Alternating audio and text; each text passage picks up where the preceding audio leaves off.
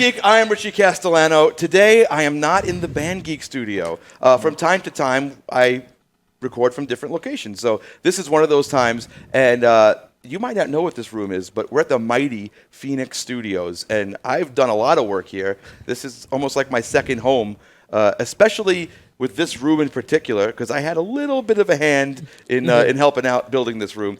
So I want to talk about who I'm with right now and what we're doing here. So to my left is Tony Hanson, who has been on the show before. Yeah, we clap on our show. Okay. So yes. Sorry, it's my my inaugural episode. Yeah. Our show is a lot of clapping. We're very, we clap for ourselves. It's self-indulgent. They get the clap and they give the clap. Yes, exactly. Well, you obviously haven't spoken to Jimmy Dugan yet, but okay.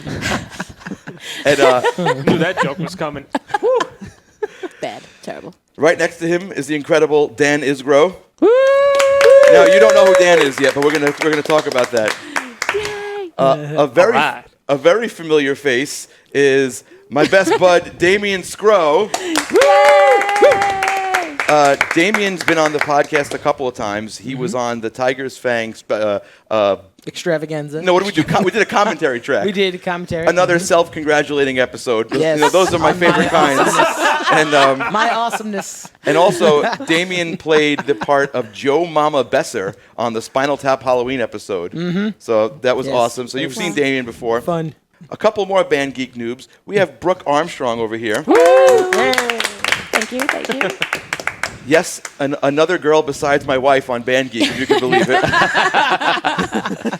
I know more than one girl. So, I know two girls. I wear her on my shirt just for proof. There is two on your shirt. There's Brandy. That is great. Forget about Brandy. I know. Well, Brandy's like. Did you ever see Home Improvement? Oh, she's the next door neighbor? She's Wilson, so she's mysterious. All you see is this? Yes, exactly. Awesome. But, I have to have a proof that I know two women on my shirt just to show people.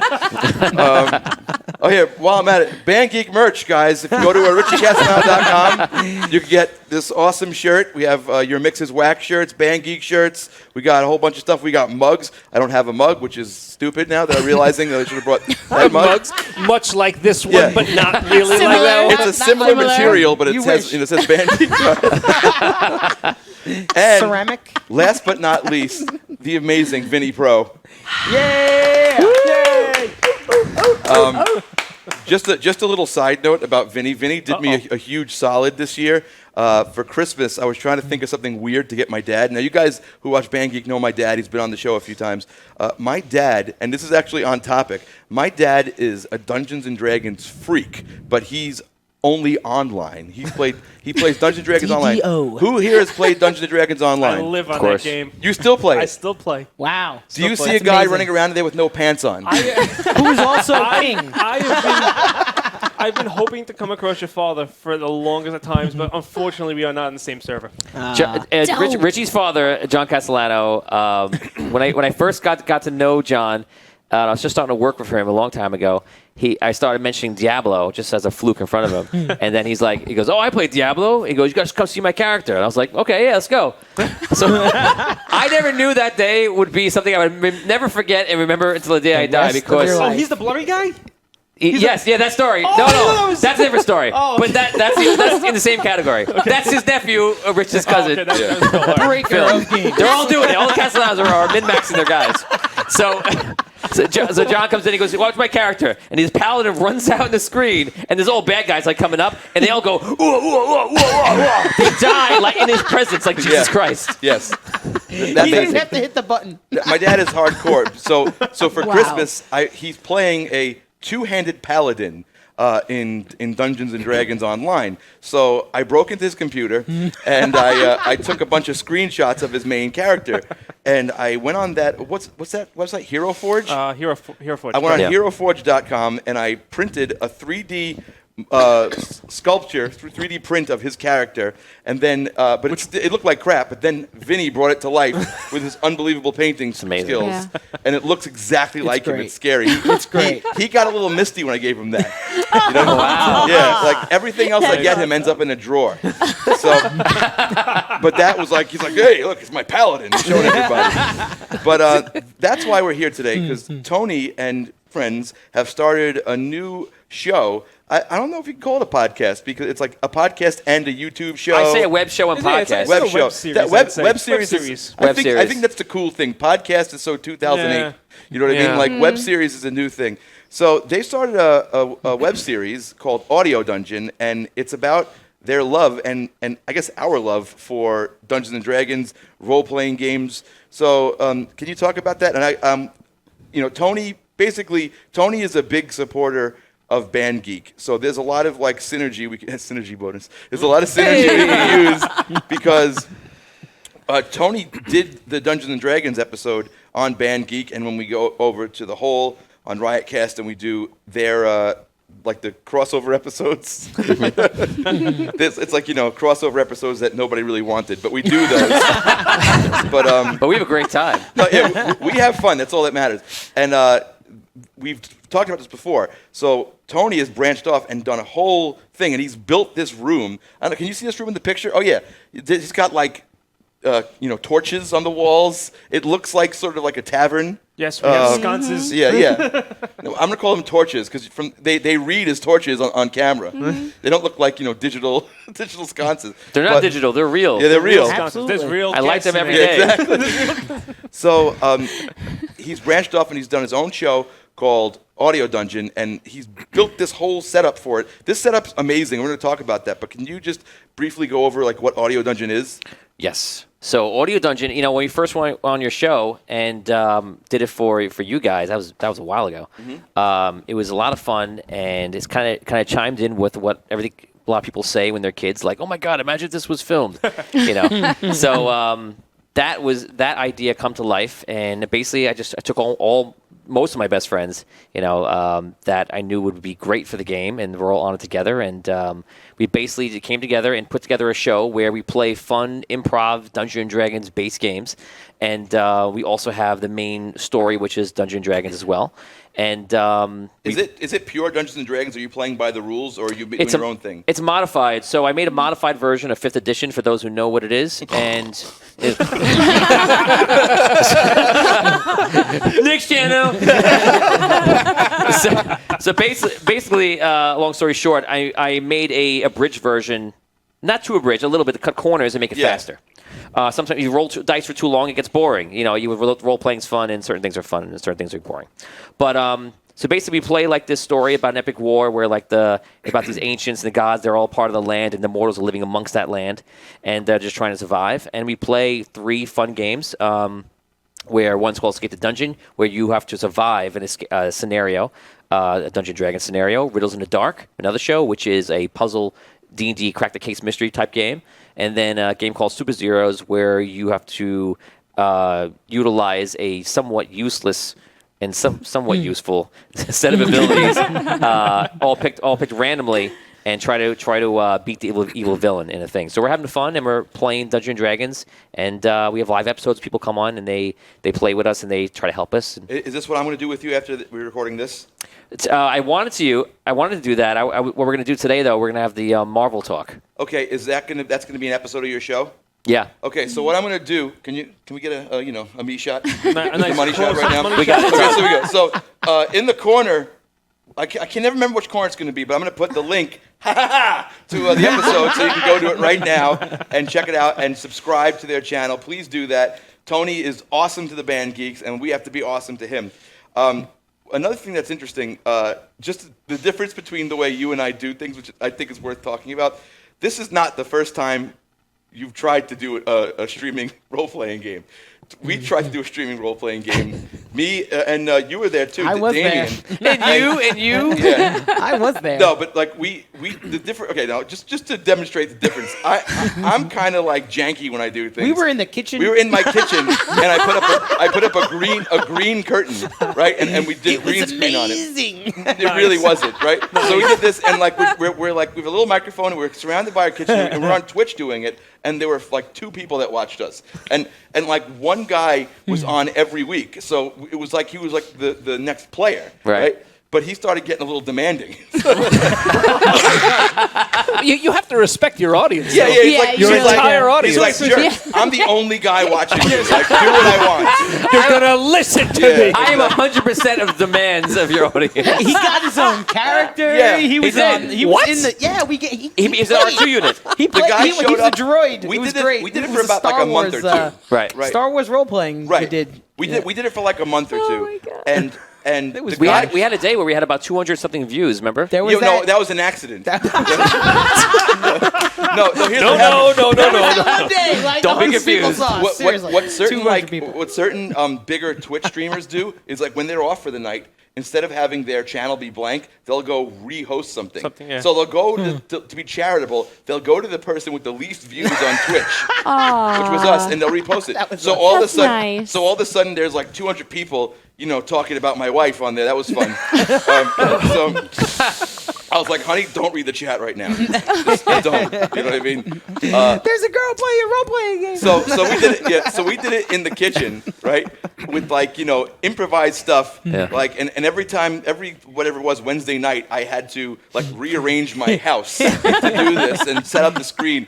That's how I do things. Tony reclaims a room at his facility here. He's like, this is the Dungeons & Dragons room for broadcast. It's like, it's purpose built for it. So I applaud you for doing things the right way. It was a scary thing, but Yay. hopefully it works out. But what else do you do in this room? So we've been setting it up for a bunch of different things. So on the other side of the room, which you can't see, we have the white room, which we could paint green for chroma key projects or leave it white for photography, music videos, all sorts of things. We have a DMX system above our heads, which you The know rapper about. DMX. Yeah. Okay. So, everybody makes that joke every single time. I can't say those Never letters. gets old, man. So, yeah, never gets old. So we do photo shoots, do music videos, things like that. We can turn that room into any color. And here we're starting a network pretty much for Phoenix and starting to bring other shows in where we can go live. We can shoot in 4K. We can shoot at 1K. So, for example, if someone wants to do their podcast here, Yeah. they can do it. It's pretty easy to do it here. It's basically plug and play. You have it set up so easily to do a show here. So Yep. if anybody is in the New York area and they want to do a podcast and just don't have the space for it or don't want to take over their kitchen, what you could do is you could call Phoenix Studios, and that's how it'll make it easy for you. So this room in particular, we did something else here. We played a game called Artemis, which we talked about in the show before, and I helped Tony rig these lights up here where we were doing like we were inside a spaceship. yeah, and this was like the warp what we were trails and whatnot. But the interesting thing is, if I can toot my own horn, because it's Band Geek with Richie Do it. Castellano.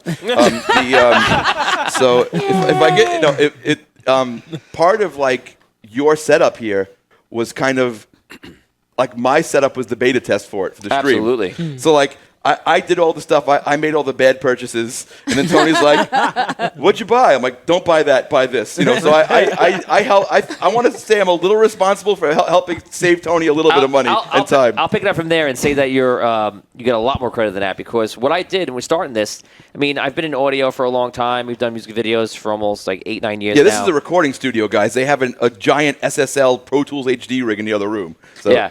So this is very much different than anything I've done. And the biggest problem was the lighting, the DMX, and there's absolutely no way I could have tackled it without your help, because literally I'm sitting there and he's talking about OBS, and I'm like, okay, I know a little bit about it, but not that much. And then we're going into the lighting and the DMX technology. I'm sitting there and I'm like, I got to learn so much stuff right now. And if I didn't have you to help me get through that, I'm even going to ask you more stuff today. No, I appreciate that. And we're not done. The setup they have That door's locked. it's pretty sophisticated here. I mean, he's using a Soundcraft UI 16. Yes. Right, and we have the Audio-Technica headsets. It's right down here to your left. Oh yeah, so everything's going into there. Audio-Technica headsets, right into OBS. They have HD cameras. It looks unbelievable. 4K. 4K. Sorry, excuse me. But Excuse me, it's Frankie. yeah, but it's very impressive. So that the tech side of things, and this whole room is great. Everything is remotely controlled from a touchscreen DMX program here. I think you're using my DMX3 like I am. I am. The funny thing is it's like full circle because I learned all this stuff from gamers. I had to do all the streaming stuff. Gamers and porn, really, but mostly the gamers. Mostly gamers. So the gamers like.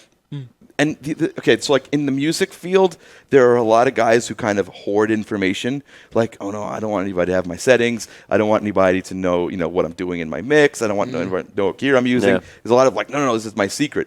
But like the gamers were all of them do YouTube videos. Yeah. Like, here's how I do it. Here's how I stream. So I learned all that stuff. And there's another guy I want to give credit to because he's like our grandpapa with all this stuff. There's a guy named Monty on Twitch. Twitch channel is called Scene of Action Music, and he hit me to all this DMX stuff. So, but it's funny how like I learned this from gamers, and it comes back to gamers. Yeah. So, I think that's cool, and I think I always support like a free exchange of information. Like I think everybody's so just like, oh, I have to be the only one. Like, you really don't. Like you just have to do it the way you do it. Like obviously this is not the first role-playing game web show. You know what I mean? There are others. Yeah. But it's the first game that has your guys, like your personality and your take on it. And that's what I want to talk about. And I talked about this on another episode, but this is really funny because Tony for the longest time was a closeted nerd. He didn't want anybody to know about it. Like I used to be like, oh, Tony, let's show these people the lightsaber duel we did. He goes, no, man, I can't have my clients seeing this. And it just warms my heart to see you just dive head first into this arena. He's finally giving in. He did that to you too? Oh, yeah, Was it just me? No, it's like he basically he made me pull stuff off of YouTube that we had up, and he was like, "No, we can't have this." He up was there." ashamed of all of us, Tony. He was ashamed of his relationship with all of For us. your career and our friendship, I'll take it down. Yes, You have to let people see how nerdy you are in just like little bursts. If Vinny had his way, people would just see everything all at once, and they would Be just blinded for life. they would just break the TV. You know what? See, If you are a savvy YouTuber, there's still stuff up there. yeah. Don't do that. Don't do that. Treasure trove. I'm just so proud of you that you had this epiphany that that you've come out. If I'm going to come out of the nerd closet, it has to be the right way. And this for me was the ability to do so. The business finally reached a point where I had to sacrifice this room and then make it and say, okay, I'm going to take a chance on a TV network, And then if I'm going to do that, yes, I'm going to take a chance on being a nerd in public. I want to tell a quick story and then go around the room and ask everybody about this. I'm so afraid of what you're going to do. No, it's good. It's good. Yeah. I remember when I came out of the nerd closet. See, the thing is, as a guitar player, I always thought I was cool because I played guitar. I never played music that was trendy or in style ever, but I had this guitar, like chicks will just come to me, and it just didn't happen. So I'm like, and I just thought like, oh no, I can play Van Halen, I'm cool, right? And I was in college, I'm like watching Star Trek: The Next Generation in my dorm room alone, right? And my roommate comes home. His name was Connor, and he said something like, "What? It's Saturday night, man. What are you doing?" I was like, "Oh no, it's a TNG, marathon." This is the one where Barkley gets caught jerking off in the holodeck. I'm not missing this one. So it's like, I know exactly what episode that is. Broccoli. Yeah, exactly. Broccoli. So it's but he's like, no, but this is just a TV show. I'm cool. He's like, dude, you're a nerd. He told me, I'm like, I am not. I was offended. He's like, you're a nerd. I was like, no, I'm not. I'm cool. I play guitar. I play gigs and, talk to chicks. Stop lying. Once you say that, I talk to chicks. In here, I totally was. Yeah, I talk to chicks. Excuse me, you're standing on my wire. Can you, Can you take your martini off my amp? Thanks. And then he was like, no, you're a nerd. And like I was really offended and wounded by it. And then I thought about it for like a week or so, and I'm like, yes, I am. Son of a bitch, he was right. And I You said, called me up and you were like, "Did you realize?" And I was like, "Yeah, I think so." yeah. And I think it was that year that I went to. I might be messing up the timeline here, but I think it was that year that I went to the Attack of the Clones premiere in full Obi-Wan garb, and then the news interviewed me. And no, because there was like a huge, there was a huge line at the theater by where I went to college, and the news showed up to see, Star Wars 2 is out. I was there. You were there, and I had I had like my Obi-Wan costume, which was okay, and I had like a lightsaber, and all the kids was were coming up to awesome. me, It was and then awesome. the news came up to me, and my dad was there, and as they're interviewing me, my dad's just like. Wait a second. Were you still under the impression that you weren't a nerd as No, you were this is dressing up after. as a... Oh, This is once I okay. embraced He's it. accepted Good, it. good, He good. accepted Right. it. So was like, after. yeah, and my dad was there, and then what happened is like my father's in the retail music business. All of his salesman friends are calling him. I just saw your son on TV dressed as Obi-Wan Kenobi. It was very difficult. It was a difficult time for my dad. But I'm like, you're level 85 on Dungeons and Dragons Online. He's like, but I keep it in Yes, the house. online. So what's the Yeah. difference? But I stay in the online. house. to take that story a little bit further, like you were saying about God. me being comfortable That's about amazing. going out there, you kind of made that journey as well because when when you first came to me, like because you knew I played, you're like, listen, I know you played before. We try, maybe we could just try it, like and then we did it, and then we played Star Wars first, I think. I want to tell that story, but I want to come back to that. Remind Okay. me, because I want to talk about that. But I just want to say, when I joined Blue Oyster Cult, they told me, Alan he heard that I did that, and this was like maybe a year or two before I joined the band. Yeah. And Alan's like, you're in a band now. You can't do that anymore. Oh wow, Rest in peace, Alan. But then Richie. yeah. No, but at first I was like, I guess he's right. But then after a while, I was like, you know what? Why hide this part? This is like one of my favorite parts of life. Aww. But I want to go through the room, and we talked about this is kind of your coming out. Like this is it is. No, come on. You tried to like. Keep it on the DL for a while. This episode is the coming out episode of Tony Hanson. That's what it is. It is, and like now you're just like, no, full force. I am. So listen, I'm sorry not to interrupt. Yeah. But to touch on that a little bit, but like Blue Oyster Cult was like, at the time they were coming up, like that scene was like their main. Oh, get out of here! We have songs about Elric of Melnibone. Why would he be like, no, you can't do that no more? I'd be like, yeah, man, like we're rolling. They were with this. they were We're probably rolling worried with that he was a little too far into Yeah. the nerd world. All right, maybe. Eric wore a ninja costume on stage. I'm just saying that. Just saying. Just putting it out there. I performed with Blue Oyster Cult. You did. You were dressed as a monk. Dressed as a monk, playing drums. Thank you. I felt like I was DDing and Yeah, rockstarring at the same time, and I'm like, That's right. just loving this. Best of You both were worlds. like legitimately LARPing at that point. Yeah. Yep. I had some Kinda good was. comments too. They were like, the guy Yeah. looks like the Emperor. I was like, yes. All right, sorry, I derailed. No, the whole that's montage. good. So Dan, when did you realize that you weren't a normal, you weren't a Muggle? I'm probably the opposite. Like I always knew that I was very nerdy. I always knew that I liked stuff that whatever. I was never under any false impression that I was cool in any way, shape, or form. You could pass though. From a physical description, like Maybe. like people look at Maybe. me and they're like, that guy has a Counselor Troy toy at home, like you, and it's sullied, but you, but it was like I did have a story once where it was my first job out of college. So this is like just the time where like you're starting to meet people who aren't in like some type of immediate circle. So like, for the most part, it's like, okay, they seem like they're all right. I seem like I'm all right. We're doing our separate things, whatever. And I went to lunch one day and I sat down at a table by myself and I took out my player's handbook and I'm creating a character. For one of our classes. you were. And I'm like, yeah, Tell you more whatever. about that character. But every day I would sit there by myself at lunch, read a book, whatever. So this day I decided to make my character at lunch. These two guys walk over. And there were just other guys in the office. Again, they're all right. They seem pretty cool, whatever. And they sit down, and like for some reason, they decided today was going to be the day where, like, we're going to be friends and we're going to sit down and we're going to have a conversation and say, hey, what are you doing here? Yeah. And I had to, no, it's not. And they pick up their lunch Nothing. and they walk away. Nothing. No. Don't come in. I'm naked. What's up, nerd? Needless to say, they did not sit down and have lunch with me after I collected everything and, kind of told them that I wasn't doing anything really cool, but, whatever. Wait.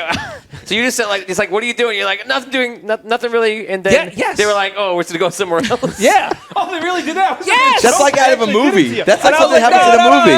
See, that's harsh. That's really harsh. Wow. Yeah, that's pretty. But I made it like kind of clear that I was like, I'm doing something here. You guys don't have to whatever, Like I got weird. I got Exactly. weird and I got defensive. He put up the, I knew something do makes not sense. disturb Like vibe. if he would have said, "Hey man, this is Dungeons and Dragons. Everybody's doing it." Yeah. That would have been a different Right. story. But you're like, "Don't look at me." Yeah, and I think one of them actually said, like, condescendingly, like mockingly, like, "Oh, what are you playing, like Dungeons and Dragons or something?" And I was like, "No."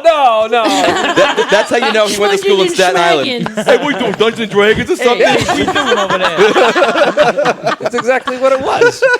Oh, my God. Wow. So, and after that, you adjusted your way of thinking. It sounds like that was the pivotal moment for you. You're like, you know what? I'm just going to have to be okay with people having that reaction. Yeah, sometimes. but it's almost like the opposite. It's like I don't have to be comfortable with like telling everyone what I'm doing. Like I have to pick and choose.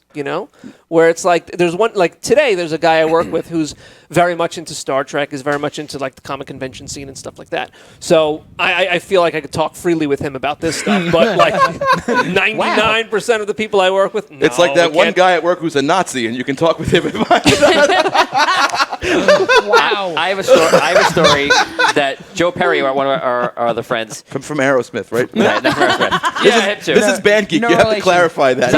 Joe Perry, not from Aerosmith. No, He's good on guitar. another but I have he's, a friend named not that Joe Perry. We have a friend named Joe Perry. Not as much and hair. this is 8th grade, and Joe is in class with me, and a teacher is asking like a question to preface another question.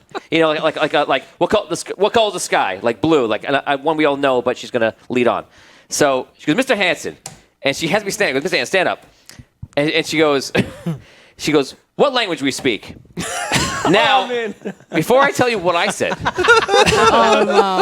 in Dungeons and Dragons, the game we play, everyone, and they do this in Game of Thrones also, they say the common tongue, you say common. And common is English, right? So everyone just speaks common, or if not that, you're speaking another nerd language like dwarf or elf. These are your characters in the game. So she goes, Mr. Hanson, what language do we speak? I go, common. I go red like a light bulb. I look over it, and Joe's like this. And Joe's in there, and he goes... Brian Murphy's in the side of the room. He's like, oh, my God. And so I'm red. That's and great. then I go, English. And I sit down, and I'm red. And then I am realizing, like, after like a second, I go, no one knows what I'm talking about. And I'm like beat red. And I'm like, oh, my God, it was so bad.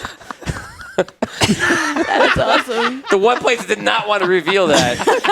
That's amazing. I love that story. Oh, man. So bad. That is great, actually. So Common. The common tongue, Dungeon Master. So I want to move over to Damian. Now, Oh, boy. I've known Damian for a very long time. I met him my first day of high school, and you were not a nerd. I wasn't. No, you But were. then we started hanging out and everything changed. Yeah, I affected him or infected him. Rubbed off on him, No, I think I was, but it Infected. wasn't. I don't know. I don't think It was I was. It was dormant. I It was wasn't dormant. clear about it. You know what it was? I wasn't. Yeah. The two, Damian and I, when we were like 15, 16 years old, were so into music. We were basically like one-dimensional. Like it was like that's all we wanted to talk about. All we did. We never really talked about anything else. He was actually the bigger Star Wars fan than me at the time. Uh-oh. But we used to Sounds do. like a challenge. But the thing is, like, for the first like 2-3 years I knew him, like all we did was music. But then, like, what happens is when you get cars, when you're a teenager and you get a car, you Mobile. get the freedom to do what you want. So we just used to like hang out together just until like 2 a.m. because we could. And, my parents looked at me and his parents looked at, him and us together and said, these kids are not doing anything that's bad. They're not getting into any trouble. This is impossible. There's definitely no drug use going on here. Okay, well, I'm going to tell a quick side story. My grandmother, God bless her, and God rest her soul. My grandmother is part of the reason why I have a warped sense of humor. My grandparents were very, very instrumental in that. But me and Damian were like watching a movie. I think we're 17 or something. We're sitting on a couch, and my grandmother walks by, and she looks at us, and she goes, "Now just picture 17 and year old me and Damian, or 16. It was. I think we look better now by a lot. Yeah. But it was a bad scene, and I looked like a before. Part of a Clearasil commercial. It was bad. So, my grandmother looks at us and she goes, "You boys are sexually active, right?" Oh my God! So me and She Damian, just went right there. so me and Damian look at each other and we go, "Yeah." Sure. And she goes, Richie's grandma. Yeah, sure. "Yeah, Sure. yeah." She goes, "Remember, No. dollies, when it's raining, wear your rubbers." Yes. Great advice. Yes. Yeah, that's I'll never left forget field. it. This is your That's- father's mother? Yeah, Or- Yeah. That's And, wonderful. totally left Just field. Holy wonderful. smokes. Yeah, and it was great. But I'm just was picturing what smart I advice. just thought that because I'm picturing what he and I must have looked like to people in high school. So then when we got cars, we were able to. And I'm speaking for you, but when we got cars. Go for it. You used to do something called Scro Masterpiece Theater. Oh man. Right? Yes. And what he would do Scro is Masterpiece he would take This sounds golden. he would take a TV This is great. with like a DVD player built into it. Remember those? VHS. Yes. Yeah. Yes. It was, Or- we were sorry, still No, rocking VHS. We was Yeah, rocking yeah, VHS VHS. still. Yeah. Okay, at that And time. we would watch the Star Wars trilogy out in his backyard, Wow. while eating or something. like set Under up the some stars. beach chairs or blankets and Hell make a yeah. whole night out of it. We used to stay up to 6 o'clock in the morning watching is- movies in the That is backyard. dope. But The Masterpiece Theater. see, the thing is, Star Wars is more of a mainstream thing. Like, you can like Star Wars and not know anything about Yep. the stuff that we know about. Like, The rest of nerd culture. yeah, you You know the movies, and that's about it. Yeah, you don't know who the special effects coordinator was on episode 5 like Sound I do. designer You know what I mean? Like, and we all know that all stuff. this arcane nonsense. Yes. But I think once we got cars, we were able to find the things that we liked to do together, which were mostly video Nerd games and stuff. movies. So when did you? Because you've embraced it as you became an adult, but when we Right. were doing music, it That's wasn't a true. big deal. So when would you say was the pivotal moment when you realized that? Yeah, I was thinking about that since you brought it up, and it's hard for me to say, but I feel like during high school was the era where I really kind of started to embrace it. Yeah. I don't feel like I ever had a pivotal moment where I changed my way of thinking, the way about myself or anything like that, but I think that's when I started to like I said, really embrace more of the nerd culture that was out there, Now, at that point. The thing is, you and I sort of became aware of this part of ourselves, just a few, maybe a decade or just a few years before it became widespread. Right, cool. It'd be cool. But someone like Dan, who had a traumatic experience as a child, how did As an adult. yeah. How do you feel? How do you feel looking around and seeing Dungeons and Dragons references on TV and all the stuff you're into? Do you say right on? This is cool, or you say these Right freaking posers? Yeah, it kind of bothers me because I'm Wow. especially when people throw around the word nerd and I'm a nerd, I'm a whatever. It's no. It's if you went to school and people picked on you because of stuff you liked and you weren't one of the big cool guys, you were a nerd. A nerd is not Hold him. Hold him. I like that TV show too. We're such nerds. Stop it. That, No, you you're know not. what? No, That you're brings not. up a really interesting point because I feel like the nerd thing, you have to earn it.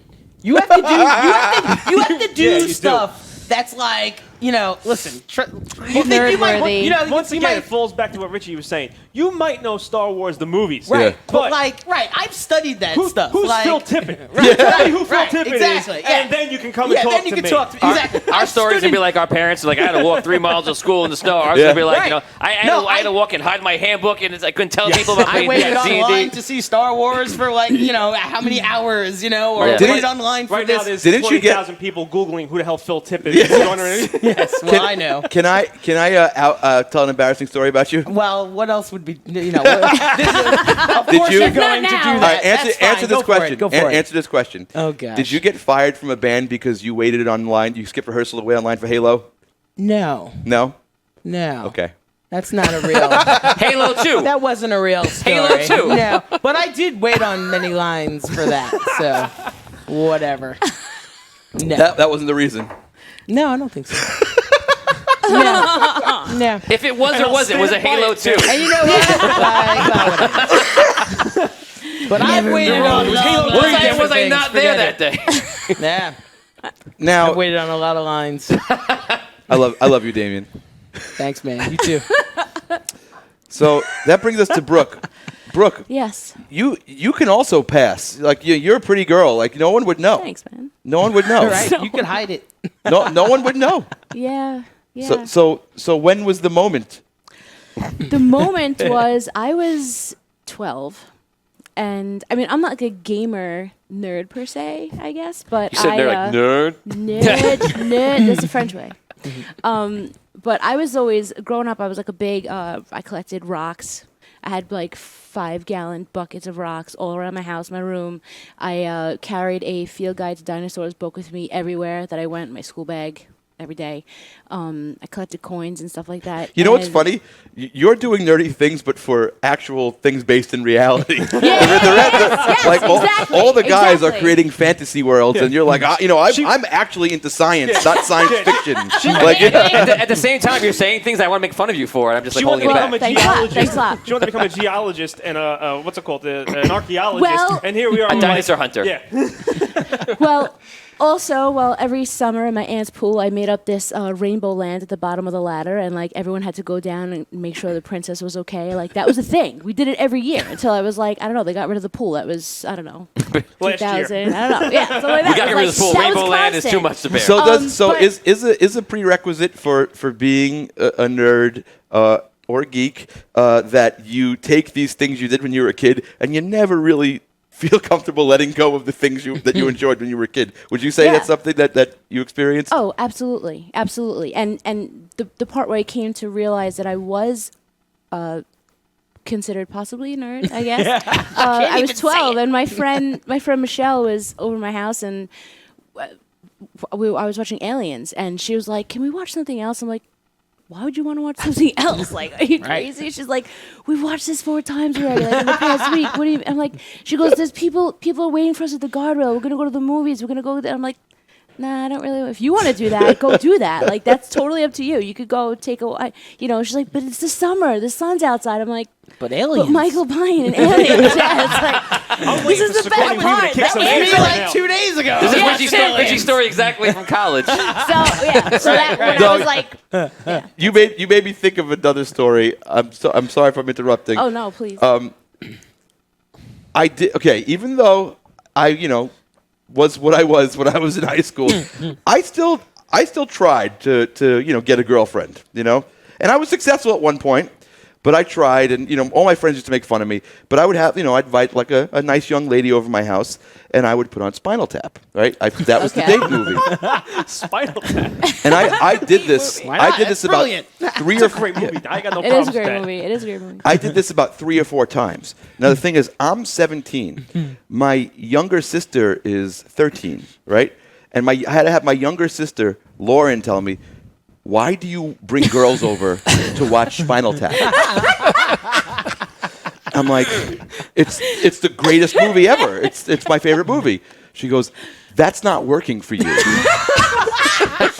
13. Yeah, she was. If I was 17, she was 4 years younger than me. She was 13, and she was just like, "You have to stop this."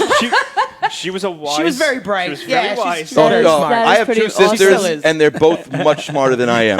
But like, That's it was just so awesome. funny that my little sister, who was a kid at that point, and I'm a teenager, she's just like, "You need to stop this." That's a perfect 80s movie, though. That's Yeah. a perfect 80s little so sister great. coming up to you like, Yeah. Spinal Tap is fantastic. oh, yeah. But no, Spinal great. Tap.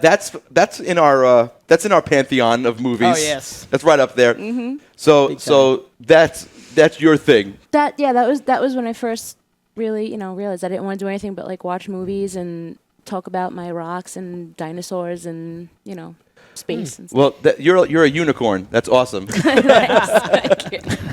See, now, if you would have never told us this story, I would have thought it was when you met your husband, to be honest with you. 'cause I That knew was you, just I knew okay. you Hold in high on, school, hold on and 1 second. None of this was relevant. Mike, Hold on Mike one tra- second. Mike went the opposite way. Yes. Yeah.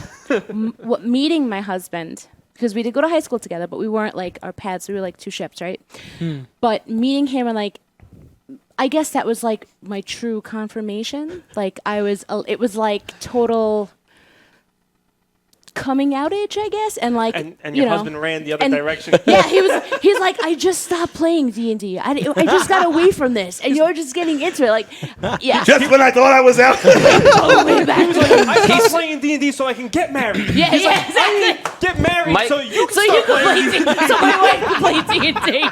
Mike used to be like bored under the table, like sleeping. We're trying to play Dungeons and Dragons. He'd roll his die. He'd go back to like sleeping. He didn't want to play anymore. Yeah. You would And just then see he a met a hand come out. a But wife that. wait, before this, when we were dating, I insisted on playing Halo with him, right? I Yeah. insisted on playing Reach and like doing the campaign and like beating it together because that was like how I wanted to prove that we could do something together, And we completed it and it was like, yes, it was the coolest thing, and I think like that kind of really sealed the deal with us. Like that just made our bond that much stronger. Or the fact that you were However- just a female. and a female, yes, a female. Well, the long hair too, and the scent. It was a different kind of musk. Pheromones. Different musk, yes. But he continues to play Reach, but only the Now it's reach around. yes, now it's Reach around by himself, down by himself. Yeah, I've gone to Dungeons and Dragons, and he has just gone to the dungeon to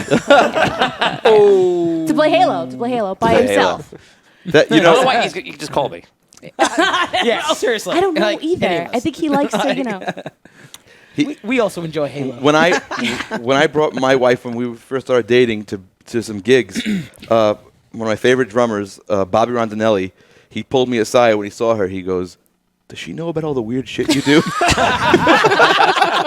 I was like, "Yeah, she does." That's awesome. That was a complete conversion. Yeah. Because I remember, I think you told her that if you were ever get married, you'd have to have seen all the Star Wars, right? I said, "No," and I said, "These are my friends. If you want to know what we're talking about, you have to watch these movies." See, I tried that. It did not work. Did not work. I just Can't win them all, then. You can't win them all. Did not work. But the thing is, I don't know. I guess it could be, your wife could be just not into this stuff, but it's like Not in the least. I go overboard with things, and I'm like super enthusiastic about them. So I guess like her knowing didn't have nothing, choice. she was just like, "What is this thing that's so amazing?" Yeah. But now she's into it. She surpasses me in a lot of ways. Like she's rewatched Game of Thrones 4 times, 5 times. Nice. She's read all the books. Like She's earned her position. Yeah, as she's- well. Let me Oh, tell you, absolutely. she's put in the time. Yeah. I think She the knows only her stuff. the only contribution I made to her development as a geek was that I got her into sci-fi. She was into fantasy. You know what I mean? Like she already was up on Lord of the Rings and read all the books. Like she was, really versed in that. But to me, like I Star Trek and that's why connection. like every time She never really had the into the real deep stuff. Well, but Star Wars is a great gateway thing for fantasy people It is. because it has the whole element of fantasy. Yeah. So, but and that's why like I'm mainly a sci-fi guy, and that's like whenever we play a role-playing game, we usually do a sci-fi one because it's And- I'm not really interested in the. And Amory's always like, "Can I be a wizard in Star Wars?" As a Jedi. And she was. So, Vinny, talk to me. Oh man, I was just always. It was just there. It's just part of me the entire time. You came out of the womb like this. Yes. just pushing the glasses up. He came out with a Star Wars collectible in his hand. Yeah, there was no gateway drug. There was no. It was just here it is. You have a pretty impressive memorabilia collection, right? Oh, I do. I collect a lot of autographs and a lot of Star Wars autographs. Let me clarify that. And Have you ever been to Damian's house? actually, no, I have never been to Damian's Because he doesn't house. invite anybody over. I think he has a body that he buried there or something. Has no time for Wait, us. who hasn't been to Damian's house? Show of hands. Who has not? Yeah. These guys. I've been to the new one. You been to the new one? Where you are now? Yeah, I think I've been so. there once, Yeah. or maybe Yeah. once. The one on no. Go get it right now. Just give me the Mockingbird address. Lane. Just give her right out. Mockingbird. Anyway, yes. 3, I'm in Nerd Lane. Vin and I have discussed Yes. our Love of collections memorabilia, yes, and of Star collections. Wars memorabilia. You know, He's got it bad. I Vin's got got collection. 3 versions of everything. I've See, run out of room. I can't buy. I have to stop buying See, the stuff. thing is, you know, 'cause- you're lucky. You're still single. You can do what you like. I gotta tone it down. I gotta play husband. I gotta play I've father. run out of He, space. he has a Phantom PayPal play. account. Exactly. Yeah, all that means is that you buy all the same stuff you've always bought, No. just less people know No. about it. See, what I've done is I've condensed my collection down from buying everything into buying expensive pieces. What's the Right, most? that's what What's happens. your prized most expensive possession in this Oh my area? God. Probably some of my signed pieces that I have. Like you have a poster with like everybody on Oh it. yeah, it's ridiculous. It's not. See, But that's something you made it expensive. Like Yes, that was I made work. it expensive. You didn't just buy it. But that's Yes, the same. correct. That's just as good. Oh yeah. Damien, what's your most expensive nerd I don't know if possession? it's my most expensive, but one of my favorite items. I have a New York City toy fair. I forget the year, but it's a Darth Vader. It's a metal Darth Vader action figure from the New York City Toy Fair. Yeah. And it was like very, very rare. It's expensive. Like I don't know what it goes for now, but that's like one of my favorite pieces that I have. From my collection. Anybody else have any like prized nerd trophies? I have like the first Dungeons and Dragons like handbook, like pamphlet thing they made, Oh, really? which is pretty cool. That's awesome. Yeah. You guys know what I have. I have there's too many lightsabers. Nah. But, Too many lightsabers. no, it's I more of Is a there mission such a thing. thing? no, because you know what? Like I've been looking. I guess it's because I'm sort of like pissed off at Star Wars right now. Like that, I'm like I looked at my shelf the other day with lightsabers on it, and I was just like, why did I do all this? Why did I buy all these? I have a question for you. What? So you have many interesting guitars Yeah. over the years. How come you don't have a lightsaber guitar? I keep those things like because a lot of people say, oh, they'll send me a picture of like a Darth Vader guitar or something like that, and I'm like, you know what? Like I like. Not even for use on it for a Blizzard No, Cult, but I like that doesn't do anything for me. Like No? like that whole like crossing of Crossing the the two streams. things that doesn't do anything for me. I mean, I know some people are into it. He keeps his cultures separate. Yeah, he likes his music here and Yeah. his nerding here. Yeah. It's well, when I went to Star Wars Celebration, I realized that I'm not as nerdy as I thought I was. Oh no. Like, I wanted to beat up a few of those people. we talk about how nerdy we are, but there's always the guy that is. There's always- the There next is someone step. more. There's always the guy. That- See, but The person be- who's put more time in. But being more nerdy or putting more time in or having more stuff, that's not terrible. What makes it bad is when like all the stuff makes people obnoxious. That's when you Or if- really or- that's the level you never want to get I don't to. like it when the people get into the fandoms where like they want to fight you over because they think they know more than you about something. Right. That, you know that what it drives is? me insane. It's only crazy to the point, or crazy to people that are not in the world at all, is when they see that it's something that to them looks like it's completely owned your life. Like some people are living in that world, Well, like and never come out of Well, it. they see you being passionate about something that they don't think has any value or Right. worth. Wait, That's when- kind of what it is. When like- you guys say fight, do you mean like physically fight or like no, roll? no, Are like- you rolling no. d20s? Physically fight. Oh, Like, okay. That's a valid question. Because I can see both. you know. All right, isn't it? I mean, Well, two nerds would just roll characters and make them Yeah, battle. that's what I'm saying. But normal people Okay. would just I've fight. legitimately seen at conventions people arguing over stuff. Oh yeah. Like I thought you were who's going to the tell better that Jedi? story. Like going to get into a fist fight over who's the better Jedi. Like no joke. I thought you were going to tell that story No when I joke. threw you out of my It's the- car. I don't like telling that story. That one, you know, like, all right, that's fine. It's one thing when it's between friends and you get a little Right. heated about it. It We've is had what it is. fun arguments. You're having a passionate That was conversation. no, that was an awesome night actually But because like when two complete strangers are ready to go Yeah. to blows Right, over that's messed up. oh, That's no Obi-Wan's good. better than Luke or whatever it is. I didn't It doesn't experience matter. that. I just experienced like, the great thing. I gotta. There's some people who are watching who are just not interested in this topic. That's okay.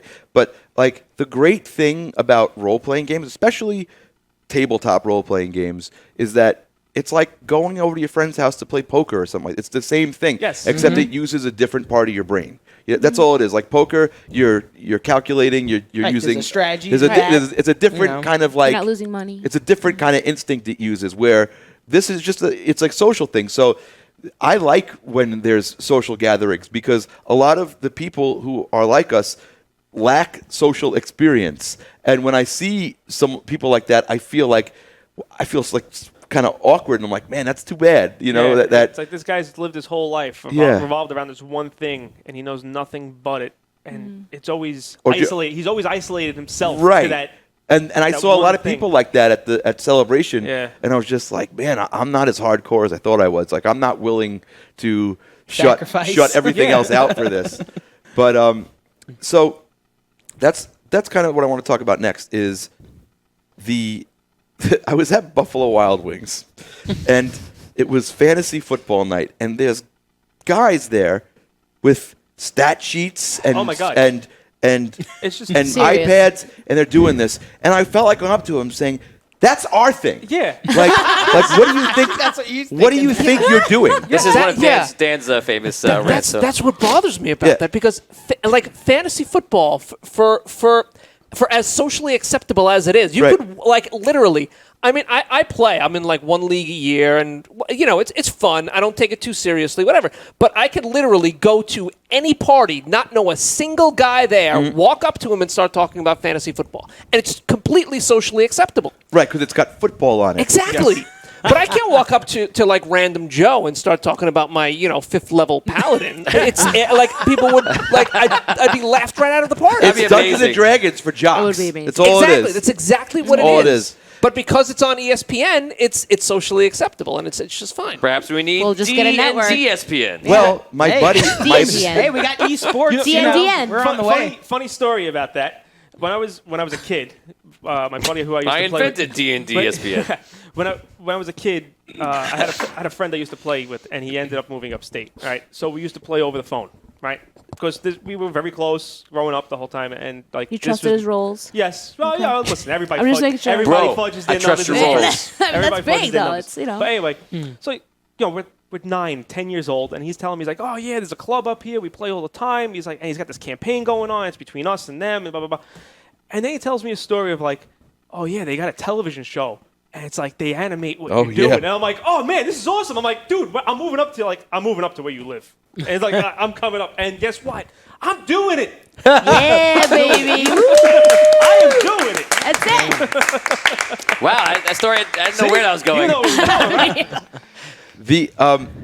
So I want to talk about my intro to D&D. I played as a very young kid, maybe 9 years old, and I played maybe once with my friend's cousins. He had older cousins, and we played, and it was absolutely miserable. Like, he spent the whole time reading the book. We didn't actually do anything. I was intrigued by it because, Yeah. I always had a vivid imagination. Like, my sisters always said, like, some people, have an imaginary friend. My sister said Richie has an imaginary world. So like to me that was very appealing. But I couldn't. The guys I was trying to play with couldn't figure it out. If I was 9, they were 14, and it was sort of like over their Yeah, head. it's over their heads at that point. And then I played again in junior high school. I tried, and we played at lunch, and it was like not very fun. So then when I met Tony, he's like, "You want to come play D&D?" And I was like, I tried it. I don't really like it. I want to like it. It's not for me. I don't like it. He goes, "Well, why don't you come down to the studio? We're having a intro, an intro game for people who've never played before, just to sort of show you what it's like." Now, you were there. I was there. Was I there? No. This is Yo, like 17 years ago. No, you might have been there, but I might have know been there. Brendan was there too. Yes. I think Right? I was. And I think We I played was at there. Studio B. Tom, I think I was Brendan, there, wasn't I? Richie. You might have been. I believe I was. I don't think I you think were. I think I- I Ryan think I might have Cavino been. came down, a drummer from Phoenix Down, and his friend Derek came down. But so the way I used to play Dungeons and Dragons as a kid, and people play like this. The person who leads the game is called the game master or the dungeon master or whatever, and it's like, okay, you enter a dark room, and the only light is from a torch in the corner, and you hear scurrying. What do you do? And you go, I take out my torch and I light it, and I say to the person, who goes there, right? And that's how you play it. It's very much, I do this, I say this, right? I come here to Phoenix, and Tony's like, okay, you're in a forest, and a guy comes up to you, and he gives a setup. Okay, go. And I'm like looking around, and Dan goes, "Who goes there?" He's doing like a perfect, Middle English accent, right? With the thing, and I'm looking at him like, what did I just get myself into? I was like, oh man. And then I was really taken aback by you, and I was really freaked out by you.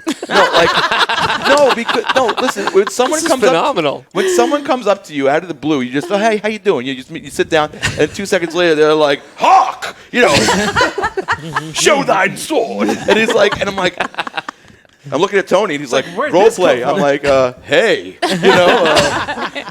Park yourself. yeah. I was not expecting, because that's not how I played. I said, Tony, like when I play, I just say. He goes, no, you have to inhabit your character with this. I'm like, and I was like not comfortable with it, and I didn't do it after that. I was like, You talked a little bit. I remember I you got talked a through little it. bit, but I was just like, it's fun, but it wasn't for me. And then I think you and I found a Star Wars role-playing game. I was like, wait a minute. The problem is, the whole fantasy genre, I'm familiar with it. It's not my wheelhouse.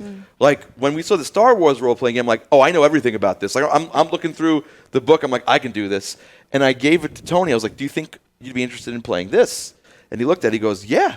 So we got a game together, and that was a blast, because just because I was more comfortable in the setting. I didn't understand how I was supposed to be as more a familiar level with- 1 rogue, but I understood what I was supposed to be as a level 1 smuggler. You know what I mean? That was a little easier for me to deal with. I can't remember what I played at the first campaign. Is that the one we played in our apartment? Yes, in your apartment. You were classic. You were like a fighter type turned into. The Dark Lord. Dark Lord, of course. I gave you your dream. Your path was your dream. So, and the real credit goes to you, Tony. I'm going to kiss your ass for a second. Is that you have such a talent for this? Whereas when I've tried to play this in the past, people have gotten so hung up on the rules that it just slows the game down to a halt.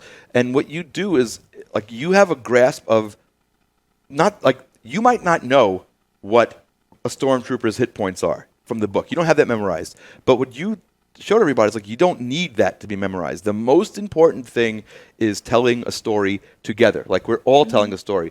And I found that that's where me and you get along the most. We're both storytellers. We both want to tell a story. The story trumps everything. We want to let everybody know that. And any players I've had, because with the thing is with Dungeons and Dragons, it's not always. I'm trying to make it like it's this really happy social thing. Yeah, everybody has a great. No, there's some guys. You're like, I'm not playing with that guy anymore. Yeah. That guy sucks. I'm not playing with that guy anymore. And I always notice the style of play that would bother me the most is when someone would take me out of the story. I'm like, I had this whole picture in my head. Why would you stop to argue about? Why would you interrupt that? Yeah, picture? and another thing is, I'm like, we're doing this. We're creating the story together. Why do you care if the extra point of damage wasn't? It's let's just go with it. And that's what I'm all into. And Tony knows this about me. It's when people get caught up in that and just the stuff on the paper. I'm like, I enjoy rolling ones. I do. And for those of you who don't know, in Dungeons & Dragons, when you roll a 1, it's basically the worst possible thing can happen. You fail miserably when that happens. I just find that gives you a chance to kind of flex your muscles. And it's okay, what ridiculous thing did you just unleash right now? You know what I mean? And I like rolling with it. Like the die, like if you just had your specs so high that every time you rolled, like you like my dad's character, and everybody just died around you. What kind of story can you tell like that? You know what I mean? It's like I just want to. The dice are there not to. They're not necessarily there to help you. All they're there is to show you what happens next. That's it. And what happens? You have to be okay with that. And players that get pissed off when they fail something, I'm like, why? Like you're going to remember part of it. This is the stuff you're going to remember. See, on that note, like we've played many campaigns. We've played hundreds of different characters. Everybody's played all sorts of different races, classes. And me personally, I don't care what I play. I like to see where that guy goes. Yeah. If he dies doing something stupid, we all know I've had those guys. Quite a few. Quite a few. The thing I like that reaction. Yeah. Like, what? No, you're really not doing it. Guess what? Yeah, I gotta go to work. This guy's dying right now. That's happened a lot, actually. I gotta be up at 4. And the other thing, and let me ask you guys if you experienced this. This is, I think, the craziest thing about role-playing games like this, and especially in the framework that you set them up, because you keep, like, Tony keeps it going so smoothly, and like when someone opens a book, he goes, "No, don't do that." He goes, "It's this," and he makes the ruling. You know what I mean? He's like, "Don't open the book." Like, no, just we got to keep this going. Keep it going. Stay in the moment. Right, and the benefit to that is when you have an interrupted picture in your head, you can live there, right? Now, the thing is, Dan, most of the time that I've spent with you together like this, I don't remember you. You remember his character. I don't picture. I wasn't offending you. I don't picture us sitting in your apartment with buffalo chicken pretzels, and Entenmann's cookies and Mountain Dew. You're like, no, that's not. God. I don't think back. I don't see that. Right. I see your Star character, Wars. Right. and I see us like running off a space station that's about to explode, Right. and you showing up in the last minute with the ship to get us off the space. Like, and the thing is, when I remember that, I remember it like it was real. Right. It was a Yeah. movie. Like I remember, like I know, but I was in it. Like I was, and it's funny because Amory played and be like, "Remember that time we ran off the space station?" and it's like, yeah, and she remembers to say, like, do you guys remember it that way? Like when you think about it, Yeah. Especially when you're referring to it. You don't like refer to like, oh, remember when character A and character B and character Right. C did this? It's like, no, remember when we when we marched up to the castle and Right. we Cleave that guy. It's Right. bad when you have a conversation as your character and you just like we'll be out to like dinner and I'll be like, "Oh, Tony, yeah." I'm like, "Listen, next week so and so is gonna start attacking the thing and do it." And he's like, "Oh yeah," we just start talking in character at dinner Hey, in the middle of like I've done that. Applebee's. I'll talk to him in game, move the story along a little bit. And we stop. We've done What the hell that. are we doing? Like, Whoa. You know what it is? It's and that's exactly what it is. Is the rules are there to make sure that everyone is on the same playing field and that the game can progress And in be balanced. And be Yeah, balanced. But the second that you break that, whether it's somebody that wants to make a joke at the expense of the story, which no is bad, jokes. I hate that. No jokes. or you need to open this up and figure it out. What I do now is I go down to snap my fingers. I go because the round is 6 seconds, so I give them a little time. If they're a wizard and have a higher intelligence, I give them more time. Yeah. And if they just like whatever, do I give them 6 seconds? I go because that's what you have in a round. You get 6 seconds, Right. And that's what it is. So it keeps moving forward, and you get past those moments because we're all, if you think about it, we're all in like a little bit of a daydream and a little bit focused. You know, and I feel like it kind of messed my brain up in life totally. I think I'm like, well, now I'm always there. But like that's what happens. You're half visualizing and you're half focusing. And when you're there, my favorite moment is when I'm dungeon mastering and I just sit back and they're all arguing, debating it. And I'm like, yes. I can leave the room and come back and they still be like, you're ridiculous. We're not going to do that. Well, I always respected that you could do this, but what I gained more respect is we did a campaign, and I was the DM, right? And we did it, and my cousin Phil is a bastard because like The breaker of games. he wants to game. like the thing is you can deal with him. I can't deal with him. Like that's the like. I just feed him. Yeah, no, you just feed the monster. No, but the thing is, like, I'll have like a really cool story device that I'm trying to like push everybody into, and he will like adamantly not go into it, and I'm like, asshole, like I'm trying to do something cool here. He's like, nope, I don't go into that room. See, you know what he does to him, right? He sets him up and he lets me mess with him. Kind of. Handoff. I find that every time, I can't help it, is after a while you know the weaknesses of everybody. You know what they do. I know, for example, Damian is a very defensive character. Right. You know, you kind of see how they play, and so I start throwing obstacles that are tailored to mess with Scro. Yeah, Like, no, that's you what it is. now you. The thing is like when you definitely like. Just like when you're playing a poker game and you're trying to like bluff your friend, you're like, "Oh, this guy's full of shit." Yeah, like Yeah. you know it that works both ways too.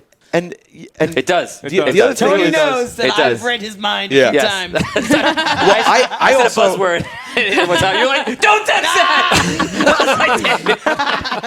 but I feel like when I play with you, we have a different like thing. Like you, like Tony be talking to everybody, especially like my cousin, will be getting caught in like the minutia or something, and he'll look at me and he'll be like, "All right, I just do it," and he goes, and the story progresses. Like, Tony will look at me. Tony will look at me and just be like.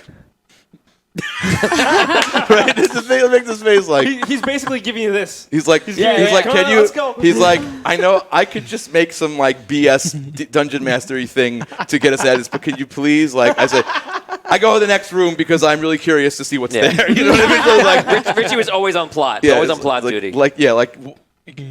The stat is not the cool thing about the game. The stat is the thing that's hard about the game. Like, let's not focus on it. It's cool to do it, but like I always thought leveling up was a drag. You know, Oh it's my like, God! I know. I agree with you it's 100%. Like that's the homework. leveling up. No, that's the homework That of is the D&D. homework. Yeah. It's like I come, like you said, to get involved in a story, to play a character, and like just to get lost in all that Yeah. stuff. So Yeah. now when it's like I get extra hit point here, See and I that- have to gotta add add stuff these like numbers. That's why I like Man. character building. Like character building and leveling up, I feel like that gives me this broader outlook on the character of like, all right, where's he progressing to? What's he going to do? You know what's funny? know? I think you're talking about is like a left brain, right brain sort of thing. Yes. And I think that what's really wonderful about this game and these games in general is that it like has something for both types of people. Like it has something for the analytic, like goal-oriented, gear and stat-oriented, rules. like Number Yeah. crunching. What? Number crunching. Yeah, like the people Or the who dreamer. are just trying to like Dreamer. angle things for maximum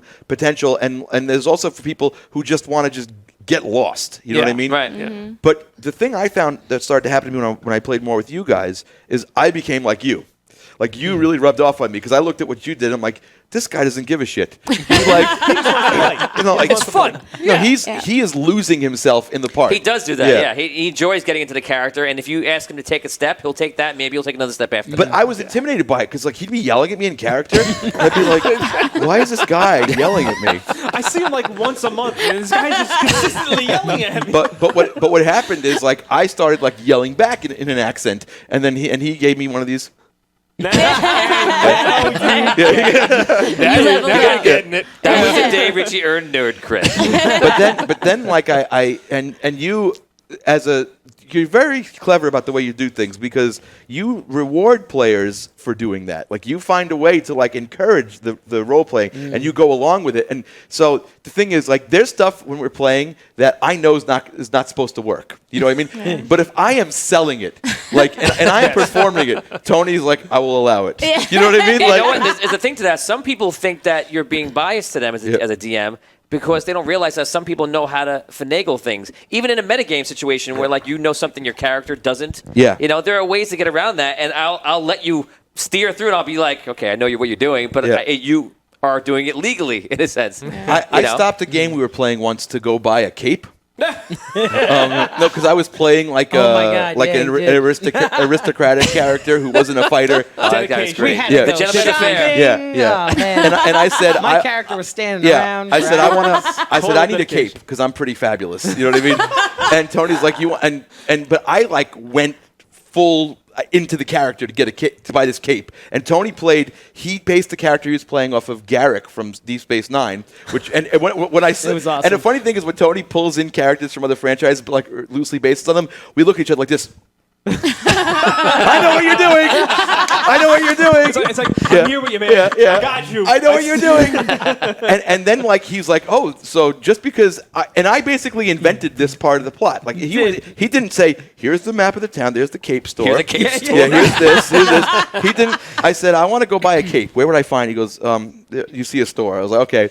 And then he ended up making that guy like a part of the plot who had valuable information That we'll for us. never forget. And everybody's like, what do you think? I'm like, what do you think of the cape now, jerks? You know? So Go to the jerk store. It was pretty majestic. Nothing like a good plot device. yeah. So if I just want to stress it to people because there are people who have like this misconception about what role playing game is. It's really one of the best ways to get to know your friends.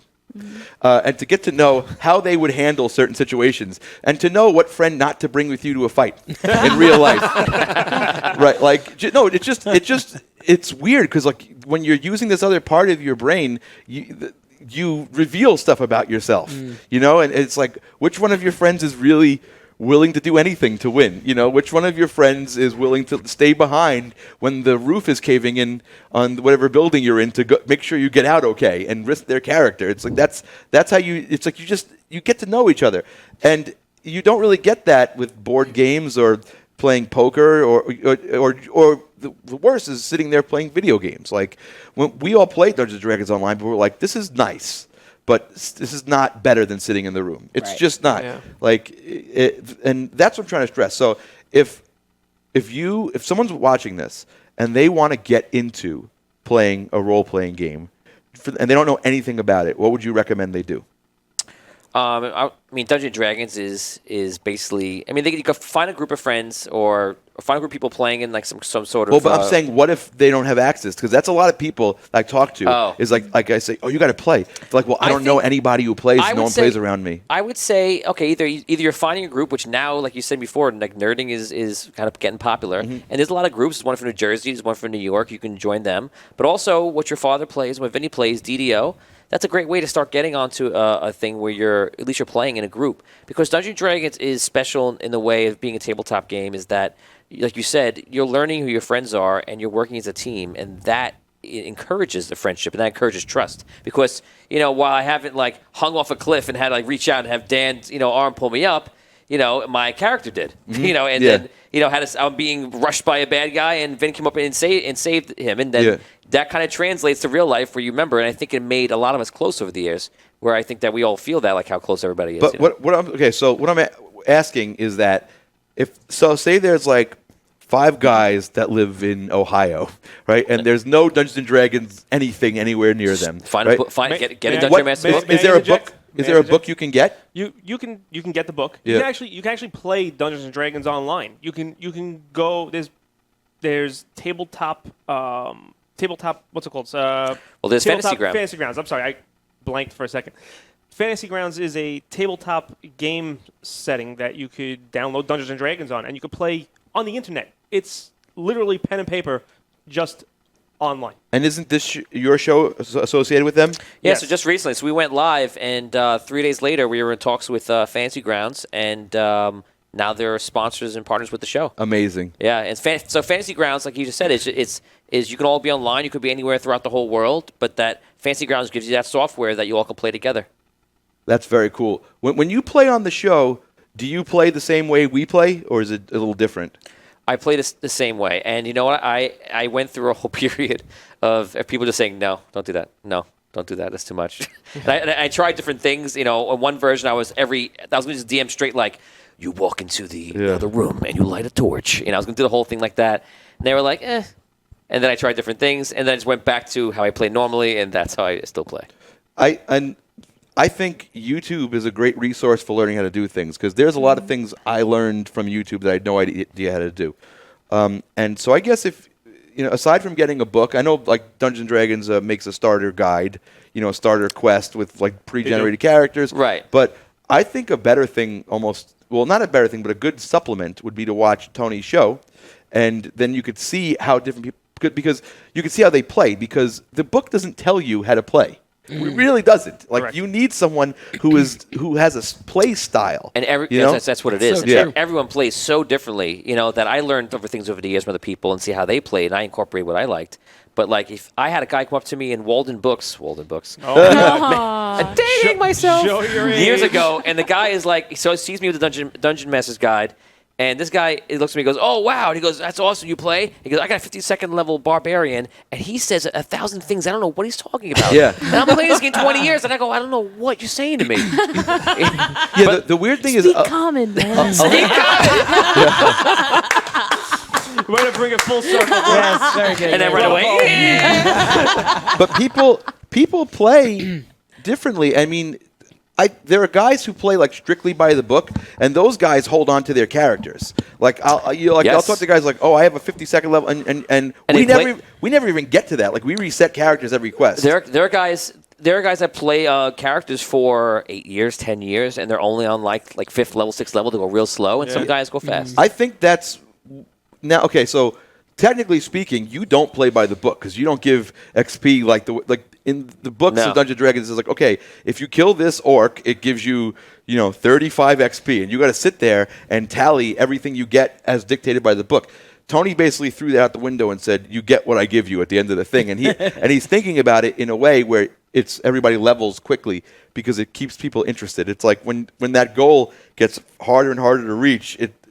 But to Yeah. balance that, he wipes everybody. You do it more like a video game where it's like by the time you get to the end boss, you will be ridiculously powerful. You'll be where you ready. need to be to fight this thing fairly. And I'm going to give you every stupid power that you shouldn't have and be so ridiculously overpowered. But but the trade-off with that is there's no way I'm letting this character go over to the next campaign. Like this is basically your reward for sticking through 18 weeks of this campaign or something like that. Well, usually what happens is I never stop.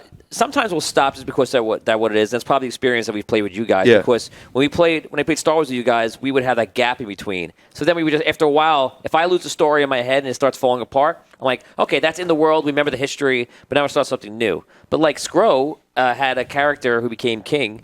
Carcarius was his name, and he was an elven ranger. Yes. And he went to like 46th level. He had a 40-something level character. And they played through campaign, and then it comes to a point where I say, you could probably retire your character, and he just kind of moves along, and he's doing his own thing. He's not a new person. So it kind of depends, what it is. You've brought some old characters back, but like I have to play them like an NPC or something like that. And sometimes you have to have conversations with yourself. Yeah. And I enjoy that because I have to have conversations with myself. Yes. Yeah, a lot of times they become like epic characters who kind of, dive in to save the day at the last second. It's fun, right? Yeah. Yeah. One of the going off on a little side thing here, but one of my favorite things to see Dan do as a character, as a player, is Tony, because Dan's so good at role playing, relies on him to be a lot of NPCs, and what Tony will do to totally screw him, he'll screw him and be like, okay, and you see this pilot that walks in the room, and his name is. And I'll point to Tony, and Tony will go, there's a man, his name is Schman. I'm Captain Schman, hello. You know what I mean? That was 10. It was 10 seconds of you jabbering. Man, Schman. Captain Schman. I have fond memories of Captain Schman. Captain Schmidt was good. And Bravo. Yeah, and co-captain, it was Co-Captain Bravo. Yeah. Bravo. So Were you Bravo or were you Bravo? No, I was Bravo. Bravo. NPC. I want to wrap Yeah. this up because this is probably more than the music fans of Band Geek can take. But listen, it's Band Geek, and for those of you who made it this far, We've definitely geeked. It's just called Geek right now. I've been really busy. I've been on the road I've been working nonstop since the year started, especially since February. I went to England. I was on the road for 3 weeks. I taught at Ohio State University for a week. I'm recording the new album. The new album actually is a sci-fi themed concept album that I hope to turn into an animated movie. But like while I was the music stuff is coming back, guys. Trust me. But one of the things I want to just mention is while I was at Ohio State University, I did a seminar about music business, and I told everybody about YouTube channels.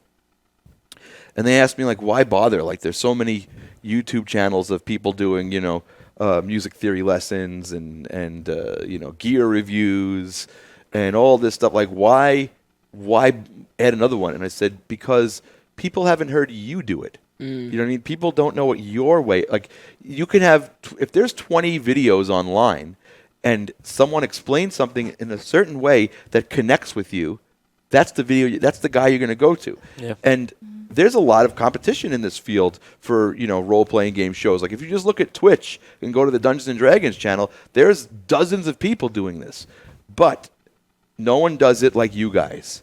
And I think that's why you're going to be successful. And I think that's the draw of this show. So if you want to see a really great group of guys who have the show down, have the game down, and do it in an entertaining way where it's immersive and you never get lost in the real, Technicalities. Yeah, technicalities of the games and the semantics of the rules, and just if you want to go on like a fun journey, I think this is a good way to experience Dungeons and Dragons. I mean, there's a lot of good shows that do it, but this, I'm glad that you're doing this, because when I tell people that I from time to time like to play role-playing games, they don't understand what it is, and after they see you do it, I think it's gonna. People are going to understand, and I hope people start playing like this, because I kind of like your way of doing the house rules, And so, where can people watch this show? So we're on social media, obviously, and theaudiodungeon.com is the website, and that links out to our social media. But you can find us; all our episodes are on YouTube. We're on audio for Spotify and Apple iTunes.